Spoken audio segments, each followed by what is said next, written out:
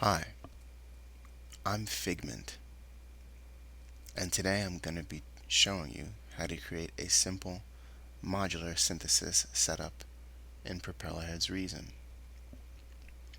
This tutorial kind of follows up the previous tutorial I made about creating a chiptune setup based on the 8-bit Nintendo Entertainment System. This patch kind of used modular synthesis, but the focus of it wasn't necessarily on that principle, but kind of getting around to a chiptune template, basically, to kind of draw from. The idea of modular synthesis is kind of simple, but it's also a very powerful tool, because you can apply it to almost any synth or groups of synths. But the idea is simply using multiple synthesizers together to create a more complex sound or richer sound than you could with just one synthesizer on its own. With the NES, I was using different specific waveforms, triangle, two squares, and a noise, and a PCM, but primarily specific waveforms that the NES used. This time, I'm going to be, this particular combi patch is going to be focusing more on frequency content, but a similar idea. As you can see, again, I'm using subtractors, and I've named them high, mid, low, and low. So the reason why I named them that is because this particular subtractor is using a high pass filter. This particular subtractor is using a band pass filter. This particular subtractor is using a low pass filter, and so is low. As you can see there.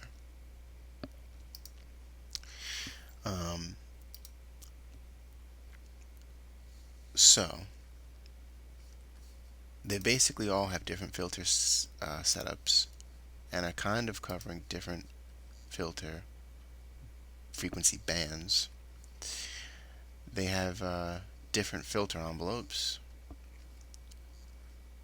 settings being used, and slightly different mod destinations and amounts.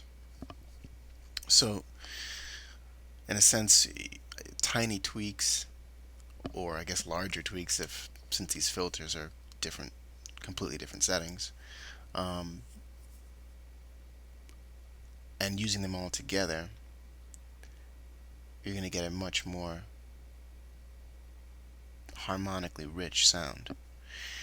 What I did here as well is, or one of the pluses to using modular synthesis is you can kind of, like this mid subtractor, I ran through a phaser and a chorus flanger. This low subtractor I ran through two delay lines.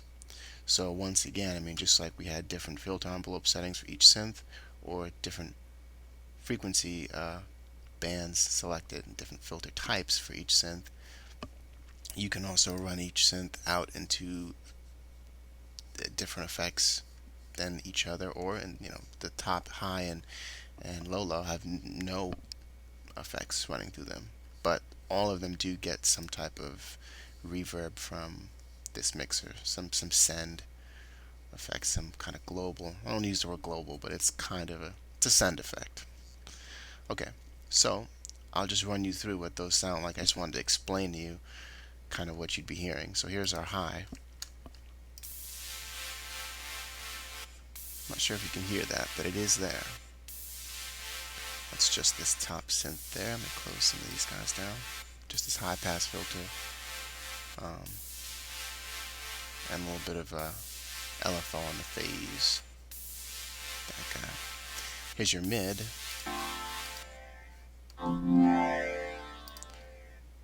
Just our band pass filter running through this phaser, this chorus flanger. Here's our low, which is running through these delays. And it also has a low pass filter and different filter envelope settings. And this guy's kind of similar, but this guy's isn't. Anyway, and the low low. The low low and the low actually are really pretty much the same. I've detuned this guy a little bit. I'm trying to check. Yeah, the filter envelope settings are slightly different. But the main difference is that obviously this guy is going, the low is going through 2 delays, the low low is not, and really they're just panned hard left and right to kind of give some spatial, I even have the low low on, to give some spatial difference between the two, while these guys are kind of dead center. Anyway, when all these, so you've heard them in parts and kind of seen how I kind of focus each synth in a specific area. The NES, each synth was focusing on a specific waveform, 2 squares, triangle, and noise. This setup, I focused each synth kind of in a certain frequency spectrum and added, some effects to certain areas. So anyway, here it all sounds together.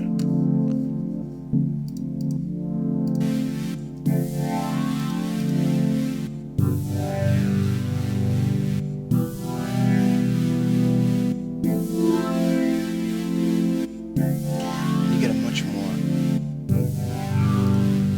complex setup when you are using synths in a modular way like this.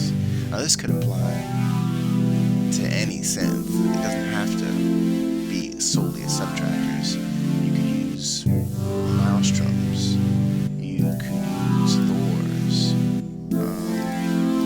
You could use a combination of synths. Maybe you want to use the maelstrom just for some of its bizarre wave types, or its grain table and motion effects. And you want to use a bunch of subtractors for their subtractive synthesis. It could all be a possibility. Just the idea of using synthesizers together, but in this modular sense,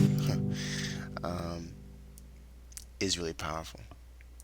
So I hope this kind of gave you some ideas, kind of got your brain going.